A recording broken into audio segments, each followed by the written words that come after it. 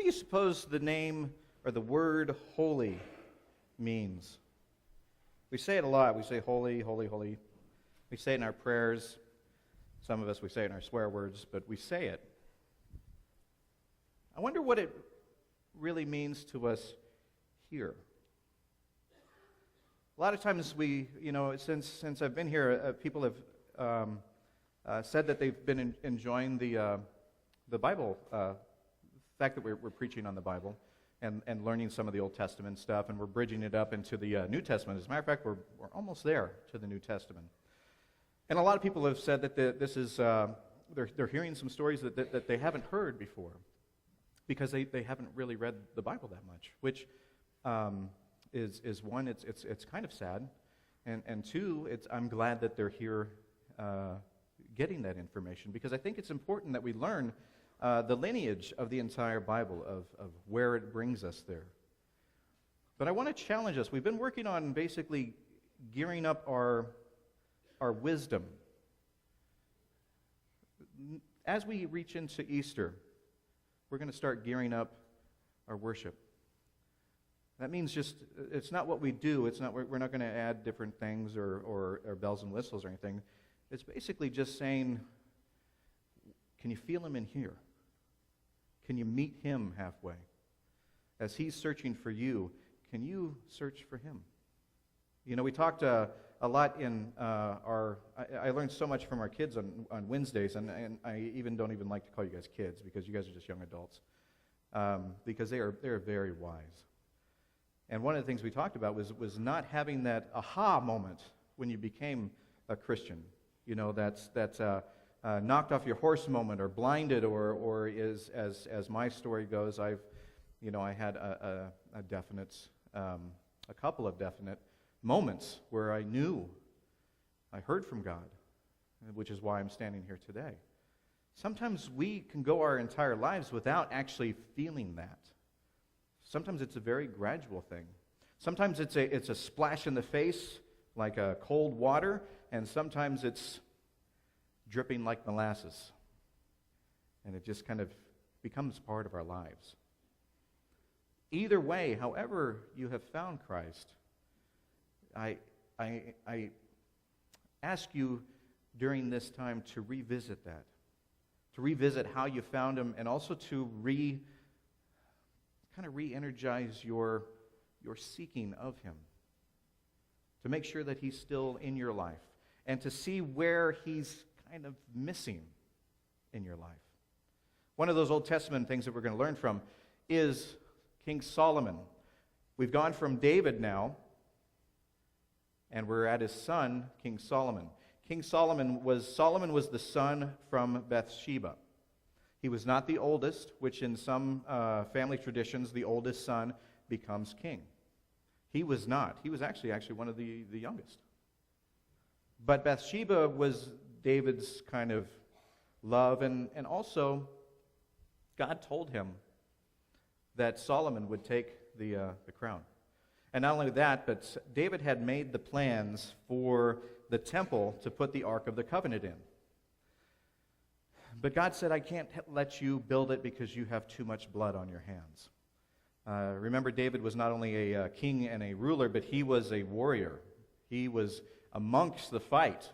He was the frontline guy. He did not stand back while his troops went. He organized, and many times he joined. As a matter of fact, getting into the city of Jerusalem, he led that. And so he took over Jerusalem personally. And God said, you just have too much blood to build a temple for me. So your son Solomon's going to do it. And when David got old enough, we're talking about 970 AD. So we're about 973 or 4 years before Christ is born. This is where we're at. He crowned Solomon, but not without controversy. Adonijah was one of the oldest sons of David, and he wanted that crown. So bad that he and a general that turned his faith away from David and to Adonijah, because Adonijah was more of the strong guy. You know, he was more of a general. And they went to this mountain where there was an ark, Not the Ark of the Covenant, but it was like a kind of something like this. It was a altar. And they started anointing him with oil, saying that he was going to be king. So it was this mad race of who was going to be anointed first. And as soon as they found out that the people found out that David said, no, Solomon is the king, and he's being anointed as we speak, well, then Adonijah knew that he had lost. The people turned against him immediately because they went with whoever David said, not who Adonijah said. Adonijah was so scared that he grabbed hold of the altar and he said, I refuse to come down until my life can be guaranteed that it is spared. And Solomon forgave him. And he finally came down. Only 2 weeks later, tried to take it again, and he was killed. So again, David's losing a lot of sons. If you were here last Sunday, you'll see that David's lost a lot of sons. We are now, with Solomon, we are the third king of Israel. Just the third. But it has been really a messed up deal. It has been up and down. People have died. There has been a lot of bloodshed in just these 3 little generations here of what it means to be king. Keep in mind, when the people asked for a king, it was God that said, I'm your king, you don't need more than that. And it was the people that said, no, we actually do. We need a person to be kind of our symbol of that. So we're seeing the difference between God's way and people's way. Solomon, like I said, wasn't a general of any kind. He was more in the line of David, really. He was a scholar. He was a poet. He was a feeler. He wasn't a fighter. He was a compassionate person. So much so that his compassion is, as we're going to learn, is going to put him in some trouble. When he prayed, God asked him, what do you want? Now that you're king, what can I give you? What do you want? And he didn't ask for more power. He didn't ask for the defeating of his enemies. He didn't ask for anything. What he asked for was wisdom. He said, God, grant me wisdom. And God was so impressed by this. He said, because you didn't ask for the war things, or because you didn't ask for power things, or you didn't really ask for selfish things, you just asked for wisdom, I'm going to give you more wisdom than you ever had before, than anybody's ever had before. I'm going to give that to you. And Solomon took that and he wrote things for us that we still use today. He wrote things like the Proverbs in the Bible, which comes right after Psalms. It's kind of the rules of life. It's kind of how to beware of things and how to gain things. I'll read one from you here. This is from Proverbs 9. The fear of the Lord is the beginning of wisdom, and knowledge of the Holy One is understanding. For through me your days will be many, and years will be added to your life. If you are wise, your wisdom will reward you. But if you are a mocker, you alone will suffer. A mocker, basically what he's saying there is if you turn your back on wisdom, if you don't think that you need to learn it, if you don't think that it's important to learn right and wrong and to study the Word of God and things like that, if you're a mocker, your days will be numbered. With this, he took his wisdom and he actually expanded the city of Jerusalem.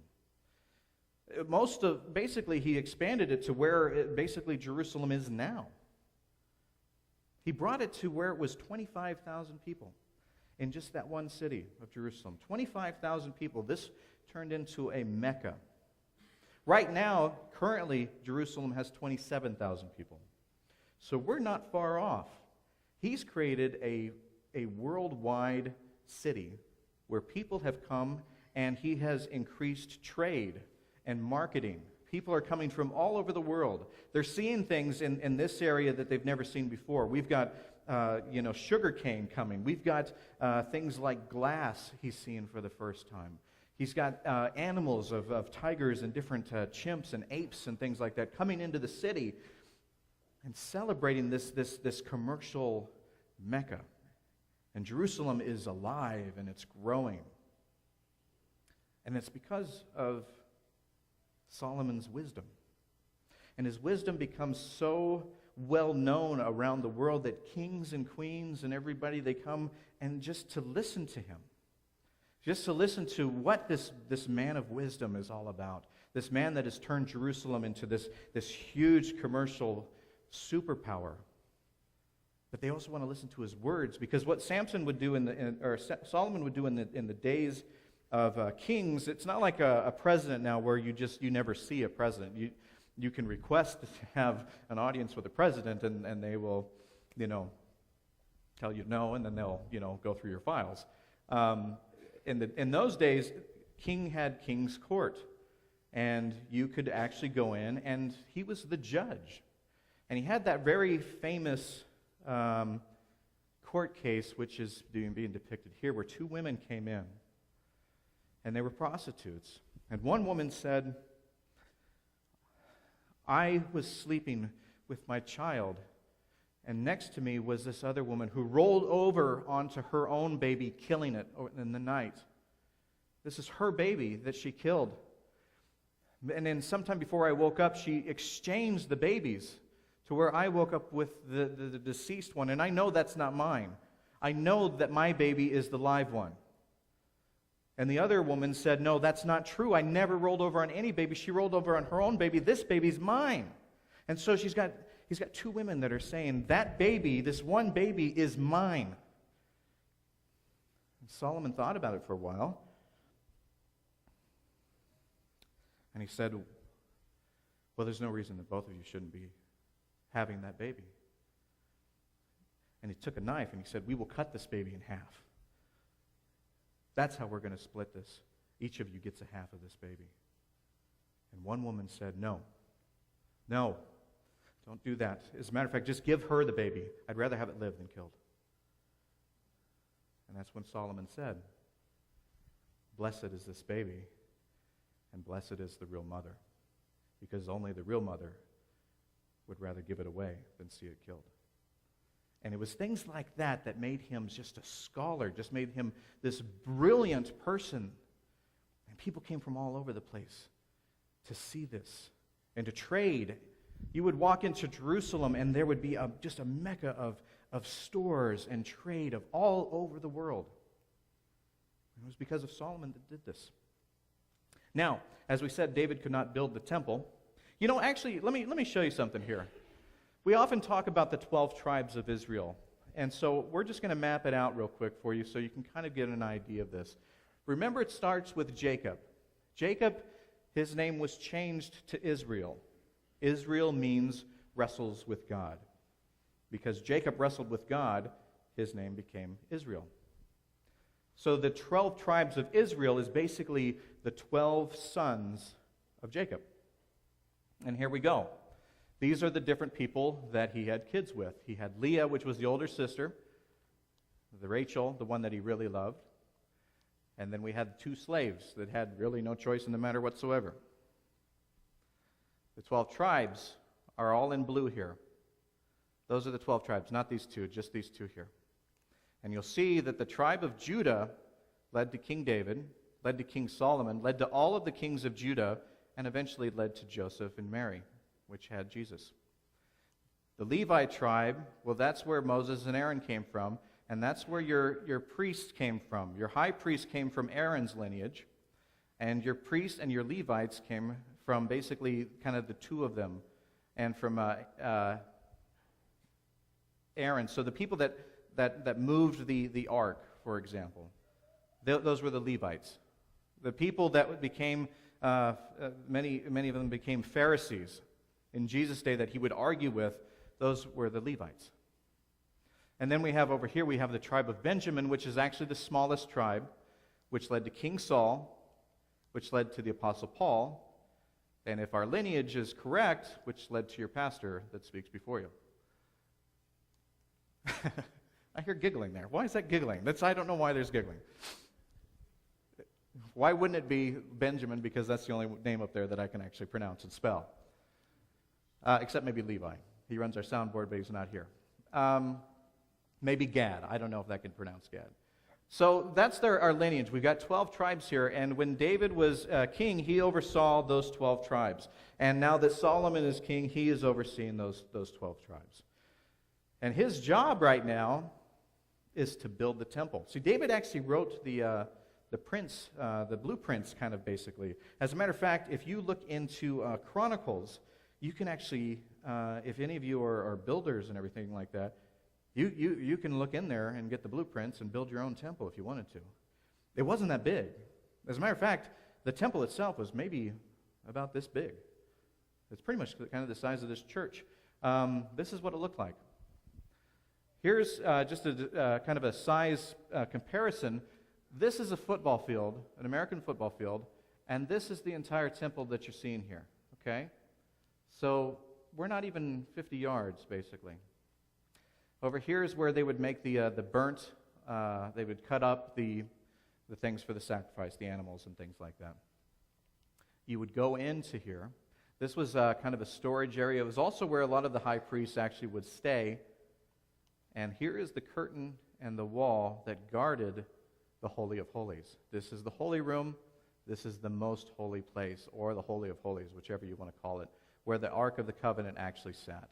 Only the high priests, if you remember, were allowed to go into that room, and only once a year to make a sacrifice for the sins of the people. And that's the room that we talked about, where they had to be tied, wrapped around their waist in case they died, because they were so scared of the ark. They thought that it had such amazing powers that if a priest dies, we got to be able to drag him out of there. And that's what. So every priest that went in there once a year had a rope tied around their waist, and other priests hanging on to them to make sure that they were still alive. This is what Solomon built, and he did not spare any expenses. Things were the stones themselves were actually made in another part of the city, and they were brought in because they were covered. The place was covered in gold and just rubies and everything. It was just immaculate. There were so many treasures in there. So many that it would be astonishing to see this day. Imagine this room here, but the walls are golden, and this is gold, and things are just, you see like silver and diamonds everywhere. Just to walk in it would be an awe kind of feeling. Even though it was a small area, it would just astonish you. In order to do this, Solomon had to raise taxes, which nobody likes, and he also had to sacrifice the things for the city for the things for the temple. Remember, we only had 25,000 men, or citizens in the city of Jerusalem, but it took 30,000 men to build the temple. It took them 7 years to build it. 30,000 men in 7 years to build it. So Solomon, to his credit, he's got wisdom. He's grown the city of Jerusalem. He's increased the market share. He's brought stuff to Jerusalem that people have never seen before in their lives. He's written books like Proverbs. Part of that trade that he started to do, let's say he wanted to make a trade with Egypt. He wanted to have peace with Egypt. So traditionally what they would do is they would marry him off to one of the daughters, which he did. And he started making trades with a lot of people. Enough so that eventually he had 700 wives. Most of those were for deals being made. But they still consummated the marriage. So 700. As if that wasn't enough, he had 300 what's called concubine, which is basically slaves that you use for pleasure. And that's it. So, 700 wives, 300 concubines. It's amazing that he had the time to write Proverbs or to do anything. Because I don't, I would be writing a book. I'm tired. Get me out of here. I'm worn out. Please help me. But remember we talked about that he was a feeler. He was a passionate person, and his passion went to that. It also went to things like gold and things like that. He loved to reap the spoil, as it were. He loved that stuff. He loved to drink from a gold cup. Not a regular cup, just a gold cup. He loved to have that immaculate things. His palace was immaculate. As a matter of fact, after the temple was built, he continued to charge people the same amount of taxes because he loved to have that kind of stuff. And he had all these wives, which he also had a bunch of kids too. So much so that I'm not sure if he could even name them all. So much so that it's hard to believe that there's not more relatives of Solomon running around. And he started to lose his way a little bit here. Because one of the deals with a lot of these wives and a lot of these women, see, some of them weren't from Israel. Most of them were not. Which means that they didn't worship the one true God. They worshiped the other gods. And he thought that, his wisdom said, in order to make this fair for everybody, sure, you can bring your gods into the city of Jerusalem. You can bring your statues of them, your altars. You can worship. And Jerusalem quickly became the worship of any god, basically, that you wanted. He started to lose his focus. He started to gain the wisdom, but he lost the worship very quickly. Try to think, let me just play an example here. This is a microphone stand, right? I want you to concentrate on the word microphone stand. Bacon, bacon, bacon, bacon. How many people have heard bacon now? It's that easy in our world to get distracted.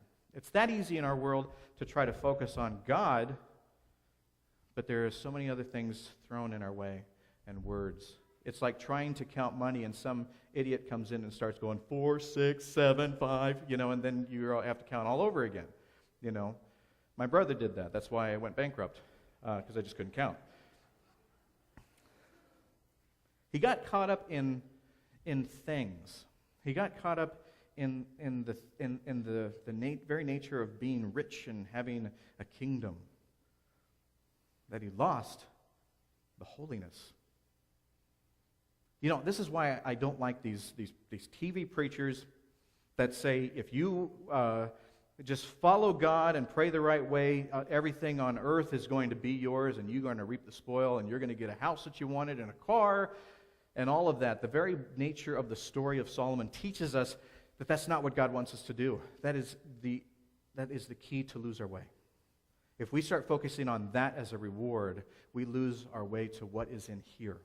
We lose our way to the focus of our worship, of what is holy. Holy basically means not of thyself.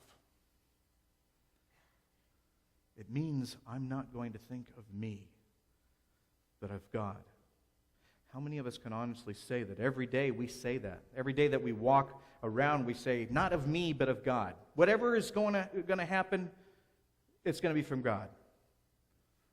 I'm going to live a holy life. The Jewish tradition and belief basically tells you that you have to live a holy life. It's not about doing the good things. It's about being holy in those good things. It's about taking that with you. And that's something that we've lost our way at. Especially in the Western churches, we have lost our way.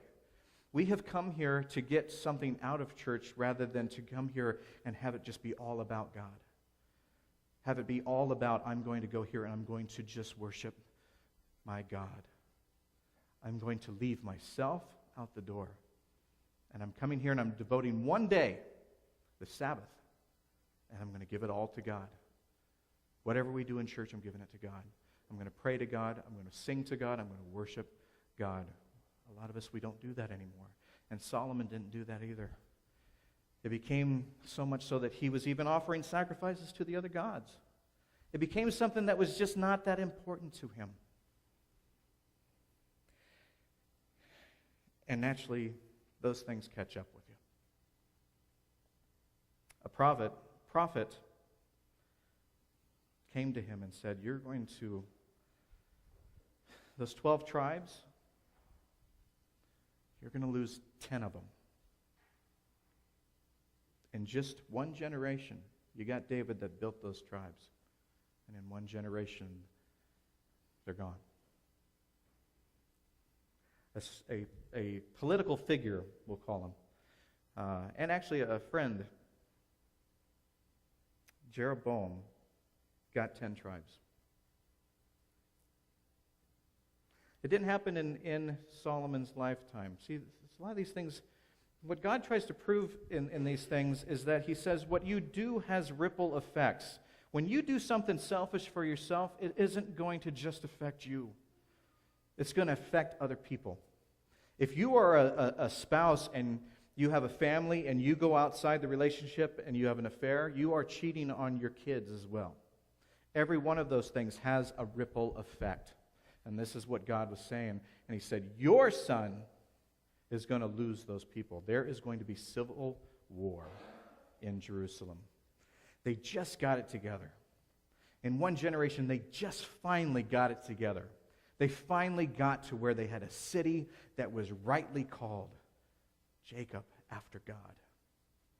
It was the 12 tribes. It was the place that Abraham tried to get to. It was the place that Moses tried to get to. It's the place that everybody tried to land at, and they finally got it. And in one generation, it was gone. They fought amongst themselves.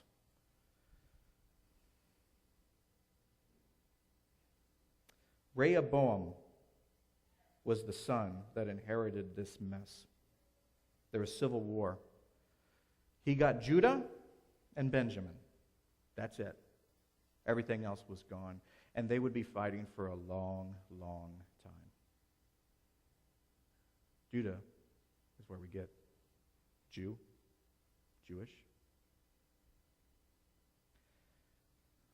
In his later days, the wisdom caught up to him. And Solomon realized what he had done was only to blame for himself. And he started referring to his wisdom and his actions as vanity. And he wrote the book Ecclesiastes. Ecclesiastes is basically saying, you know what? Nothing matters. Whatever is good in this world, it doesn't matter. It's foolishness. He was so depressed at the time that he wrote this. But he was enlightened because he finally got that nothing matters. Everything that he had fought for, this trade business and all this stuff, is being wiped away right in front of his eyes because he lost his focus. He lost the worship. I'll read you just a little bit of Ecclesiastes. Remember, the first thing that I read was about wisdom and about how that will set you free. Now he's writing, when I turned my thoughts to consider wisdom and also madness and folly, what more can the king's successor do than what has already been done? I saw that wisdom is better than folly, just as light is better than darkness. The wise man has eyes in his head, while the fool walks in the darkness. But I came to realize that the same fate overtakes them both. And then I thought in my heart, the fate of the fool will overtake me also. What then do I gain by being wise? I said this in my heart. This too is meaningless. For the wise man, like the fool, will not be long remembered. In days to come, both will be forgotten. Like the fool, the wise man, too, must die. In his later days, he finally realized that no matter how much he learned, no matter how much wisdom he had, if he didn't give that credit to Christ, to God, it was meaningless. And in one generation, he lost it all. The temple would stand for about 360 to 400 years. And people still went there to worship as long as God wanted them to. Eventually, the wars would break out so bad that even the temple would be destroyed. As a matter of fact, to try to win favor with some of the other people that were more powerful, the kings of Judah would actually start to pillage. They were pillaging the gold from the temple and giving it to these kings so that they wouldn't annihilate them. They were buying their freedom by ripping apart the temple that was so meaningful to them. And bit by bit, it went down to the ground. And then the Ark of the Covenant disappeared. And the second temple would not be built again until King Herod. And that's where we tell the story of Jesus. That's where things start to change a little bit in our lives. Because you see, all of this Old Testament business is us trying to do things ourselves and taking credit for it. And we get burned every time. That's the theme of the Old Testament. Try to do it by yourself, fall flat on your face. And the reason why the Old Testament is still relevant today is because that's what we do today. You see, most of us, we're not living in the New Testament. We're living in the Old. Where does God rank with us? Third? Fourth? Relationships, family, things, job, school, what's on TV, sports team. A lot of those things on a lot of days rank before God. And God's saying, don't lose that holiness. Don't lose that worship. It's time for us in this church to get back to that.